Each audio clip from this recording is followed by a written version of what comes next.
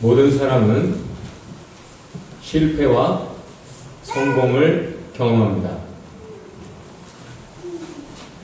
무엇이 실패의 원인이었는지, 무엇이 성공의 비결이었는지 우리는 늘 궁금합니다. 실패보다는 성공을 원하는 것이 모두의 소망이기 때문이죠. 어떤 실패는 큰 생채기를 남깁니다. 정상적인 삶에 장애를 가져오기도 합니다. 실패하지 않는 법, 성공하는 길, 우리는 그 법과 길에 모두 관심이 있습니다. 우리가 읽고 있는 역대기의 기록은 특별히 오늘 본문에서 인생의 실패와 성공, 그 차이를 만드는 극명한 원인을 밝혀주고 있습니다. 두 사람의 삶을 비교하여 보여주며 설명하고 있습니다. 누구와 누구죠? 사울과 다윗의 이야기입니다. 사울은 이스라엘의 첫 번째 왕이었습니다. 그 사울 왕이 하나님께 불순종해서 악귀에게 시달릴 때 다윗은 그 고통을 덜어주는 일을 했습니다. 다윗이 찬양을 하면 사울을 괴롭히던 악귀가 떠나갔습니다. 요즘 말로 하면 뮤직 세러피, 음악 치유를 하면서 사울 왕을 섬겼습니다. 다시 말해 사울은 갑, 다윗은 을의 위치입니다. 자기를 크게 도와주고 있는 착한 다윗을 사울 왕은 못마땅하게 여겼습니다. 그 다윗에게 사울 왕의 갑질이 대단했습니다. 죽이려고 했습니다. 계속 기회를 노리고 수시로 여러 차례 죽이려고 시도했습니다. 그는 다윗을 쉽게 처단할 수 있는 최고 권력자 왕이었습니다. 그 사울의 이야기가 사무엘서에서 23장에 걸쳐 자세하게 기록되어 있습니다. 그런데 오늘 본문 역대기의 기록에서는 22장을 생략합니다. 오직 그의 죽음에 관해서만 기록했습니다. 갑 중에 갑이었던 사울왕이 죽었다.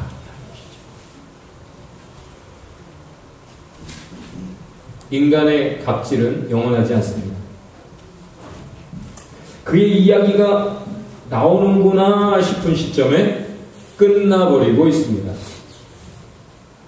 역대기서의 관심은 다윗에게 있기 때문입니다. 사울에게 개무시당했던 다윗을 주목합니다. 사울의 갑질, 폭력에 시달렸던 목동 출신 슈퍼을 다윗이 주인공입니다. 다윗에게 주목하기 전에 사울의 인생을 실패한 인생으로 규정하고 있습니다. 그리고 그 실패의 원인과 내용을 분명하게 밝히고 있습니다. 무엇입니까? 여러분이 읽었습니다.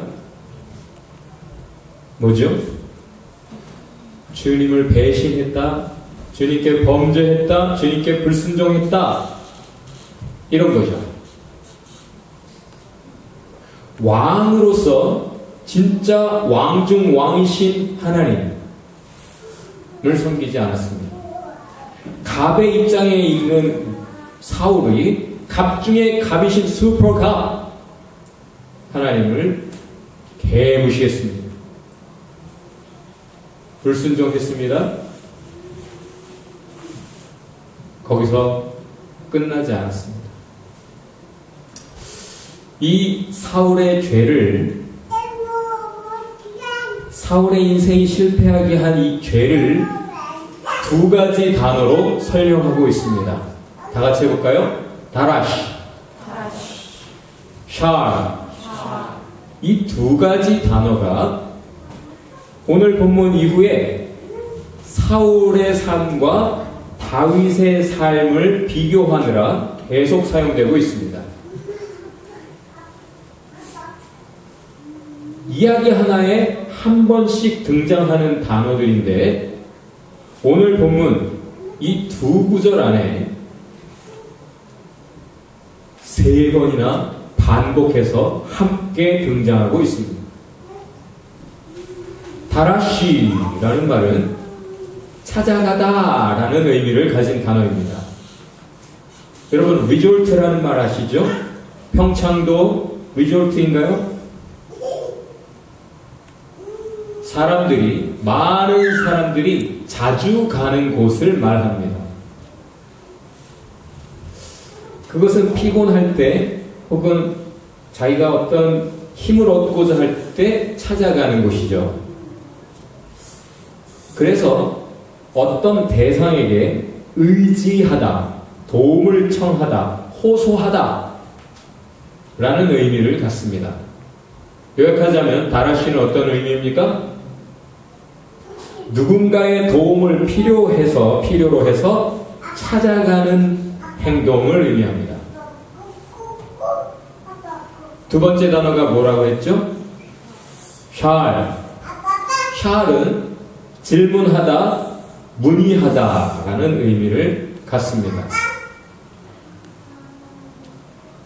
오늘 본문에서 샬이 한 번, 다라시가 두 번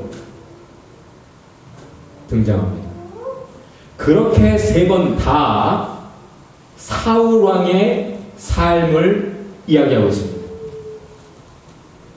본문을 다시 읽어보면 이렇습니다.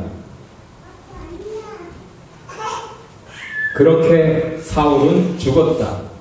그가 야훼 하나님께 범한 죄 때문에 야훼의 말씀을 따르지 않았기 때문에 오히려 귀신과 접신하는 무당을 찾아가 문의했기 때문이다. 그는 야훼를 찾아가지 않았다. 그래서 야훼께서는 그를 죽이셨다. 그의 나라를 이새의 아들 다윗에게 넘겨주셨다. 쉽게 말하면 야훼 하나님께 자주 찾아가 여쭤야 되는 사람이 그렇게 가지 말라고 한 곳에 가서 오히려 하나님께 해야 될 질문을 엉뚱한 귀신과 접하는 사람에게 하고 하나님의 말씀이 아니라 하나님의 뜻이 아니라 귀신의 말을 쫓아갔다라는 것이죠. 한마디로 사울의 죄는 무엇입니까? 하나님을 개무시했다는 겁니다. 하나님 무당보다 못합니다. 하나님 내가 하나님 말 듣느니 무당 말을 듣겠습니다. 그런 식의 믿음을 고백한 거죠. 사울 왕을 사랑했던 야훼 하나님을 사울 왕이 개무시했을 때 야훼 하나님께서는 그를 떠나가셨습니다. 하나님이 떠나시자 악한 귀신이 그를 사로잡아 괴롭게 했던 것입니다. 그래도 그렇지 꼭 죽이셔야 했나요? 사울 왕 한 사람이 잘하느냐 못하느냐에 따라 나라의 운명이 달랐습니다. 사울 왕이 하나님을 경외하고 하나님의 말씀 법을 붙잡고 살 때는 나라가 평안합니다. 외세의 침략이 있어도 평안합니다. 그런데 사울 왕이 앞장서서 하나님을 계무시할 때 온 나라가 같이 우상을 섬겼습니다. 하나님조차 계무시하는 인간이 자기보다 약자인 을을 존중할 리가 없습니다. 갑의 위치에서 초라한 다윗을 못 죽여서 안달했습니다. 하나님을 계무시하고 자기보다 약자인 을들을 계무시했던 그 죄로 인해 사울은 하나님이 주셨던 은혜와 기회를 잃었습니다.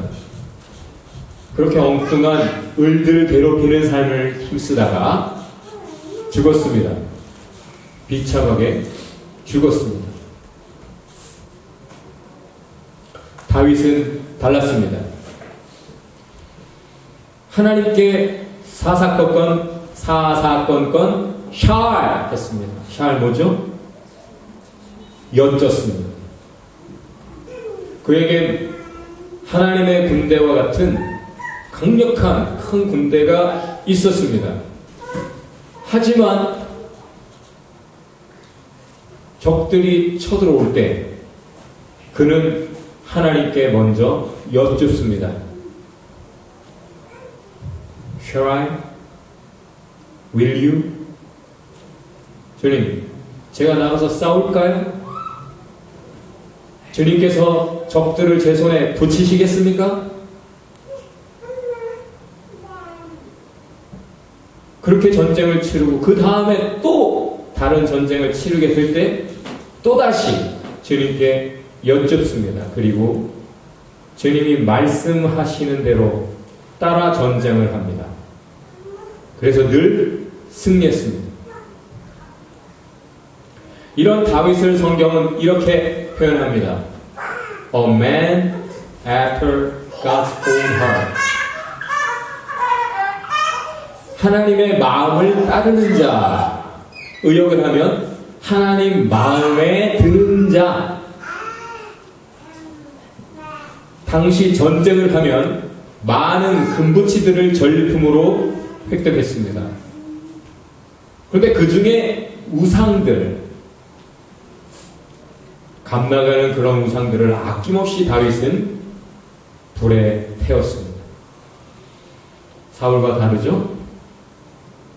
그것이 승리를 이어가는 비결이었습니다. 다윗의 인생에도 실패는 있었습니다. 바로 그 전쟁 이야기가 나오기 전에 다윗의 실패에 대해 기록하고 있습니다. 하나님의 법궤를 옮겨 올려다가 실패했다라는 것이죠. 그래서 그거는 포기하고 전쟁을 하며 살게 된 것이죠. 그런데 승리를 경험하면서 깨달았습니다. 여쭙고 했더니 전쟁할 때마다 승리하는구나, 성공하는구나. 그럼 왜 지난번에는 실패했지? 왜죠? 여쭙지 않았기 때문이구나. 그래서 리더들을 모읍니다. 깨달은 다윗이 이렇게 말합니다. 여러분, 우리가 다라시 하지 않아서 그랬습니다. 다라시가 뭐라고요?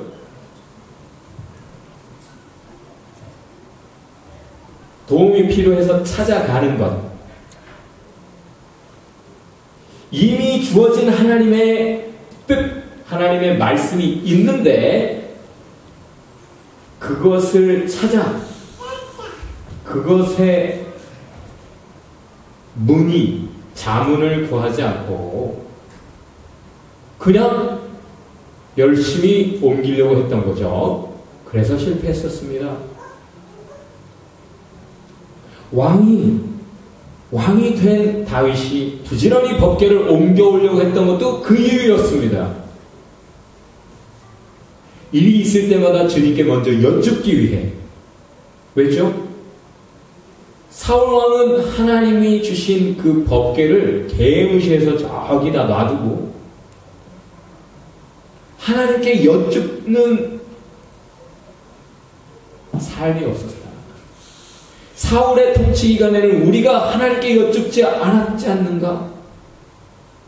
그것이 사울이 실패한 이유라는 것을 다윗도 알았던 것입니다. 그래서 먼저 법궤를 옮겨오려고 했던 거죠. 그러나 정작 법궤를 옮겨오는 일에는 마음만 앞서서 충분히 주님의 뜻을 살피지 않았던 것입니다. 다 같이 해봅시다. 이미 주어진 하나님의 뜻을, 이미 주어진 하나님의 말씀을 개무시했던 것입니다. 분명하게 주어진 주님의 뜻이 있습니다. 주님의 말씀이 있습니다. 그런데 그것을 개무시했을 때 사람이 죽었습니다. 기쁘게 법궤를 옮겨오다가 하나님의 진노를 샀습니다. 그 일로 다윗은 좌절했고 하나님이 두려웠습니다. 그렇게도 원했던 법궤를 모셔오는 일이 중단되어 버렸습니다. 그러나 깨달았을 때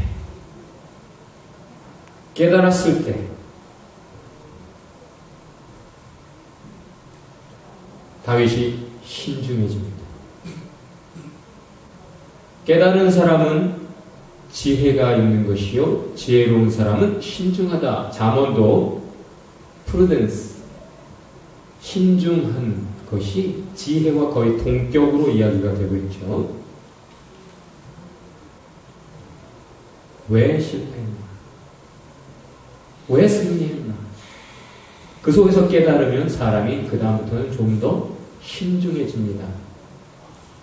마음만 앞서지 않고 깨달은 다윗이 이미 주어진 하나님의 뜻, 이미 주어진 주님의 말씀을 그대로 따라 법궤를 옮깁니다. 그때 하나님께서 기쁘게 도우셨다 라고 이야기하죠. 역대기의 역사를 통해 우리에게 주는 교훈을 한번 새겨봅시다. 바른 신앙을 가진 사람이 깨달음을 더해갑니다.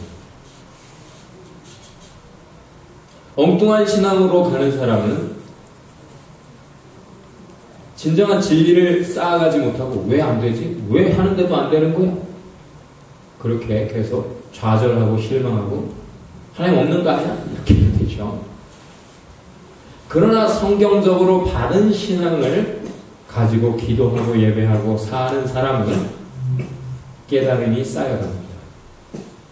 깨달음이 쌓여질 때 그 깨닫는 믿음은 어떤 믿음으로 이어질까요?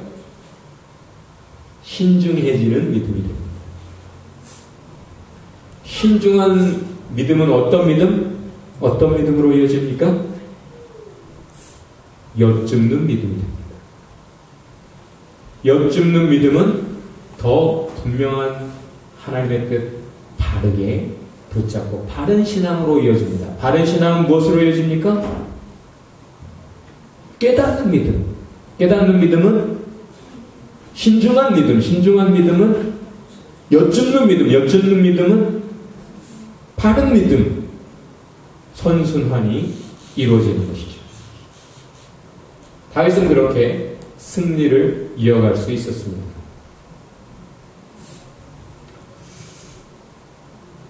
이런 승리, 이런 성공을 가져오는 믿음이 필요합니다. 특별히 역대기가 기록된 이 시대에 이 적은 예루살렘 유대인들에게 이 믿음이 절실했습니다. 나라가 망해버렸고 모든 공든탑이 무너져버렸고 모든 것을 잃었더랬죠. 구사일생 살아남은 사람들은 포로로 잡혀갔다가 하나님의 자비가 기적을 만들었습니다. 약속하신 대로 돌아오게 하셨습니다.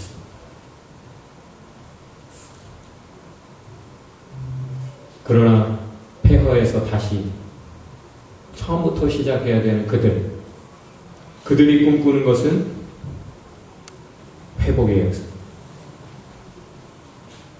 사울처럼 하나님께서 떠나버리신 듯한 민족, 자기들의 처지가 다윗처럼 주님께서 함께 하시는 나라가 되는 것, 다시 일어서는 것, 다윗 왕국이 재건되는 것, 자주국방과 강성대국을 이루는 것, 그것이 그들의 꿈, 소망이었습니다. 그래서 오늘 본문 10장 사울을 잠깐 언급하고 그 다음에 다윗에게 넘어갔다 해놓고는 다윗의 이야기에 바로 어떤 내용들이 나옵니까? 11장 하나님이 다윗에게 더하시더라. 다 같이 해봅시다. 더하시는 하나님. 온 이스라엘이 다윗에게 돌아왔다. 온 모든 장로들이 다윗에게 돌아왔다. 이런 표현을 쓰고 있습니다. 그들이 바라는 것, 흩어졌던 유대인들 돌아오는 겁니다. 이 적은 예루살렘으로. 그리고 다윗에게 하나님이 이렇게 저렇게 더하실 때 나날이 강하고 강하여졌다라고 역사를 증거하고 있습니다. 강조합니다. 이유는 주님이 함께 하셨기 때문이다. 그것이다. 누굴 더하셨다? 특별히 위대한 전쟁 영웅들을 더하셨다. 라고 기록하고 있습니다. 그러나 사실은 지금 바로 11장에서 언급되고 있는 이들이 아직은 전쟁 영웅들이 아니에요. 다윗을 찾아왔을 때는 포텐셜, 가능성을 가진 사람들일 뿐 아직은 그들이 유명해진, 그들을 유명하게 만든 그런 놀라운 전쟁 영웅담, 그런 것들이 아직은 일어나기도 전인데 이야기를 먼저 하고 있습니다.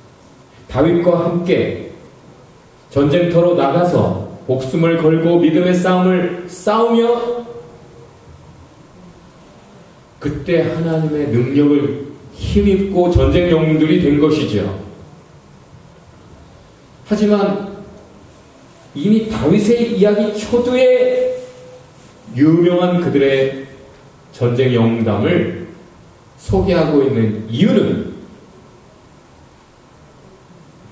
그 가능성 있는 인물들이 어떤 선택과 결단들을 했을 때 그들이 하나님의 역사를 이루는 주인공들이 될 수 있었는지, 어떻게 하나님의 승리를 이어갔는지를 말하고 싶기 때문입니다.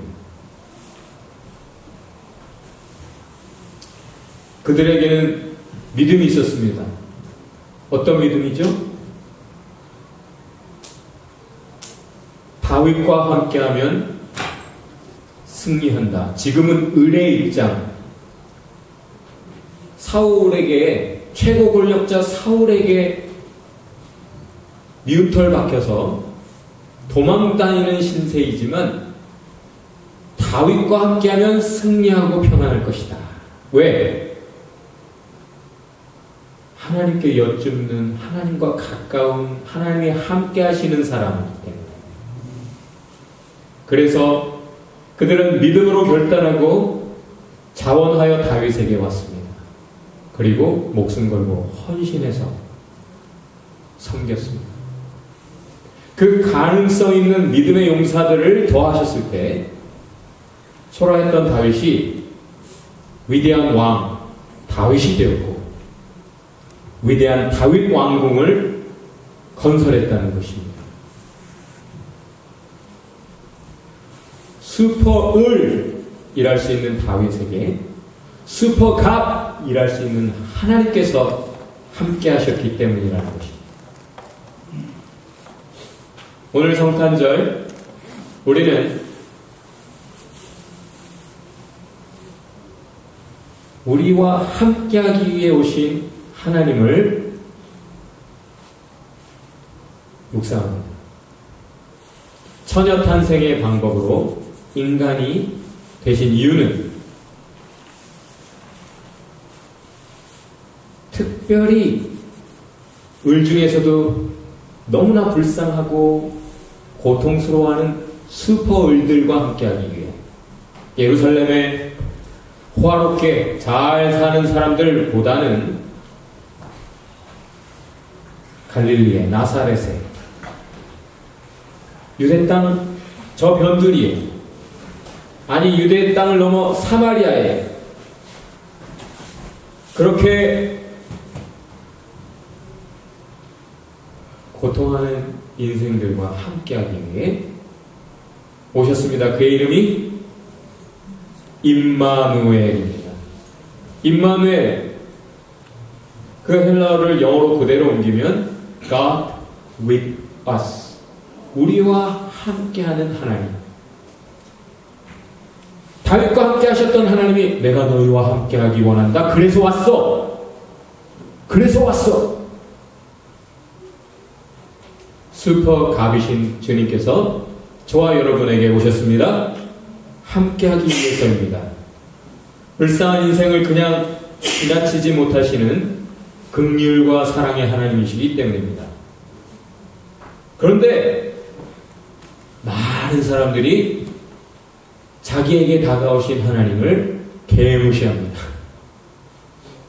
이 성탄절에조차 주님의 얼굴을 찾지도 않습니다. 성탄절도 그냥 특별한 공휴일에 불과합니다. 즐길 뿐이죠. 하나님이 이렇게 말씀하실까 두렵습니다.